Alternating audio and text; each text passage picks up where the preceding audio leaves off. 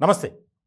Delhi liquor scam కేసుకు సంబంధించి కవితను తీహార్ జైలుకి తరలించారు.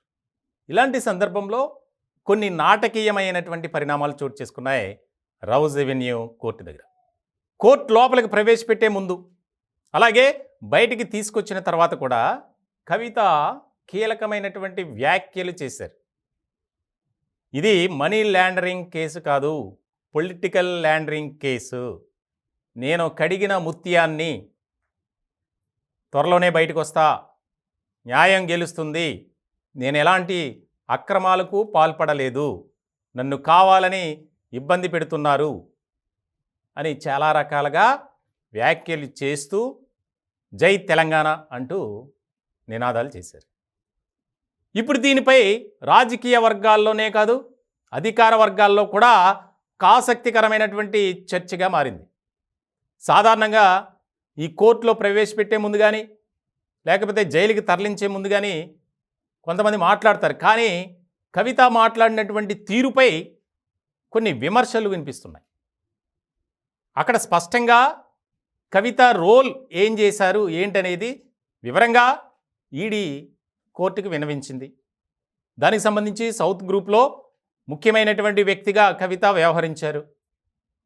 ఇలాంటి సందర్భంలో ఆమె తప్పు చేసినట్లు, ఆమ్ ఆద్మీ పార్టీకి 100 కోట్లు ముడుపులు ఇవ్వటంలో సౌత్ గ్రూప్లో కీలకమైనటువంటి వ్యక్తిగా కవిత వ్యవహరించారు అని ఒక నిర్ధారణ అయ్యింది. ఇలాంటి సమయంలో కడిగిన ముత్యంలాగా ఎలా బయటకు వస్తారు అనే దాని మీద ప్రధానమైనటువంటి చర్చ జరుగుతుంది. రాజకీయ వర్గాల్లో రాజకీయ నాయకులు కానీ వారి బంధువులు కానీ ఏదైనా వ్యవహారంలో ఇరుక్కొని జైలుకి వెళ్ళినటువంటి సందర్భంలో చాలా ఆసక్తికరమైనటువంటి చర్చ జరుగుద్ది. అందులోనూ మాజీ ముఖ్యమంత్రి 10 ఏళ్ల పాటు రాష్ట్రాన్ని ఏలినటువంటి శాసించినటువంటి వ్యక్తి కేసీఆర్ కుమార్తె. ఇటువంటి సందర్భంలో ఆమె ఆ రకమైనటువంటి వ్యాఖ్యలు ఎందుకు చేశారు, అనవసరంగా మాట్లాడారు, ఆమె ఇంకా ఇబ్బందికరమైనటువంటి పరిస్థితుల్లోకి వెళ్ళేలా ఆ కామెంట్స్ ఉన్నాయి అనేది. సో ఇలాంటి సందర్భంలో కేటీఆర్ కూడా కొన్ని ఘాటైన వ్యాఖ్యలు చేశారు. సికింద్రాబాద్ పార్లమెంట్ నియోజకవర్గానికి సంబంధించి బీఆర్ఎస్ కార్యకర్తల సమావేశం జరిగింది. ఆ సమావేశంలో కేటీఆర్ మాట్లాడారు. కావాలని మమ్మల్ని ఇబ్బందికరమైనటువంటి పరిస్థితుల్లో నెట్టారు, కవిత ఎలాంటి తప్పు చేయలేదు, కడిగిన ముత్యంలానే బయటకు వస్తుంది అని ఆయన కూడా మాట్లాడారు. సో ఇలాంటి సందర్భంలో ఒక రకమైనటువంటి చర్చగా మారింది.